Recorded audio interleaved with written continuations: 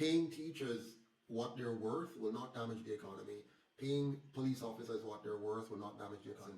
If you have high systems of internal controls and checks and balances, you will have lower incidence of corruption. Whenever you create an environment that incentivizes corruption, you get more of it. Jamaica is such an environment. We're designed to incentivize corruption, so we get more of it. Now, here are some basic ways that we will eliminate corruption from the top down. Watch me carefully. It's actually much more simpler than people think. Bottom line is this. If we want to fix crime in Jamaica, we have to get rid of the criminals who created the crime. And that is the two parties. If they were to... Welcome to the Frenzy Talk Show. This is where we talk everything Jamaica. Today we have a very esteemed guest with us today. Someone that I would say is a very ambitious man. He's the man that's vying and thriving for the non-partisan party and government of Jamaica. We have none other than Mr. Patterson. He's the UIC president. A warm welcome to you, sir. How are you doing? I'm doing quite fine, and thank you so much for having me. Much appreciate the call and the invite. Perfect. Before we start into all of these questions, I'd just like for you to explain just what's the ethos and the manifesto of the UIC. What we're really looking for when we talk about the UIC. Sure. The UIC is a registered political party in Jamaica, and our commitment is to protecting the rights and freedom of the Jamaican people. Our philosophy is based entirely on ensuring that you as a sovereign person is fully protected from the state as well as from unelected criminals. We want to ensure that we have a safe, clean and orderly country where everyone can live, earn and retire with dignity with their sovereign rights intact. So in essence, that is it. Now we have specific plans and policies and program. One of them, and the most important, is to change the system of governance. Jamaica has been suffering from a bad system of governance for the last 80 years since self-governance and subsequently independence. Prior to that, of course, for nearly 400 years, we were suffering under the governance of colonialism. Unfortunately, since the transfer of power from the colonizers to the colonized, those who have been leading us have really been acting as agents of the colonizers and have not given up that role where they shift from pushing the agenda of the colonizers to actually pushing the agenda of the people of Jamaica. So we're here to correct that. Perfect. And must I say that's very ambitious, and it's a very ambitious goal of the UIC and yourself. But one really quick question that I would like to ask you just to start this off is how we can see where the economy at the moment is very unbalanced.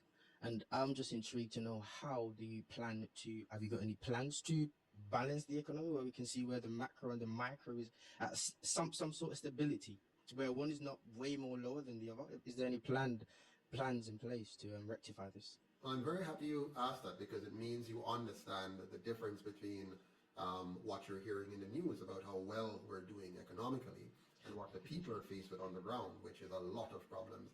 Basically, if you live in Jamaica today, you're either in the group of the 10% or the 90%.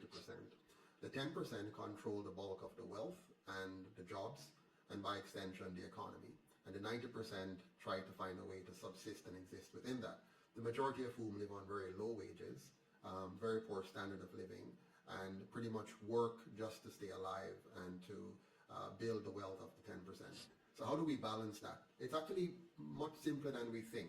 The bottom line is that we need to change from a master-slave economy to a bottom-up economy. And what do I mean by that?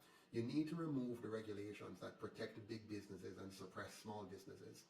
And pretty much almost every law we have in Jamaica are designed to make the lives of the ordinary people very difficult and allow the big businesses to have the upper hand, because they can pay to overcome the many hurdles that are put in the way of small entrepreneurs and so on. So the UIC will remove those impediments and open up the economy to the grassroots. For example, ensuring that you have a more market-driven banking system, some more banking options, more competition in banking, more access to credit by removing all the restrictions that have made credit concentrated in the hands of a few. Push that down into very, very small community banks where it's operating at the grassroots level and are not controlled by the big banking cartels locally and internationally. So you have to change that. You also have to change the monetary system, whereby we have full control of our money and are no longer in a system where our money is controlled by external forces. We have to bring that back local and ensure that, the government once again owns the Bank of Jamaica on behalf of the Jamaican people, and money of Jamaica is once again, well, for the first time actually, produced in Jamaica and is controlled by Jamaica, so that you cannot have external forces devaluing our currency by virtue of printing and distributing outside of the control of the electoral process. So there are many things we can do to make sure that the economy becomes a bottom-up one instead of what it has been forever, which is a top-down economy. Very, very informative answer, to be honest. Just you touched on me understanding the difference with what's being said in the media and what's actually happening on the ground. For those who might not or may not understand, could you just briefly explain what's Sure. really happening in terms of the difference between the individuals and the GDP, etc.? Sure. So really what's going on is that over the years, so we have two main parties. I call them the colonial parties. They have been in power now for about 80 years, from 1944 to present. Over the course of their existence, they have borrowed billions and billions of dollars, in fact over $2 trillion, in the name of the Jamaican people. Unfortunately, if you look at the Jamaican economy and the lives of the people, those funds were not spent on the people. Some of it was wasted and some of it was stolen. And so what you have is a huge debt that Jamaica had to pay off, but the people didn't have the better infrastructure, better school, better health care, or access to capital for entrepreneurs. They didn't get that. So basically, the people now have been like slaves all over again to pay off that debt. So we have had a lot of austerity over those years where the people have been sacrificed and they have worked hard, paid a lot in taxes, but got nothing for it. They're still very insecure because the police force is ill-equipped and ill-trained and not used in a way to make the people feel safe.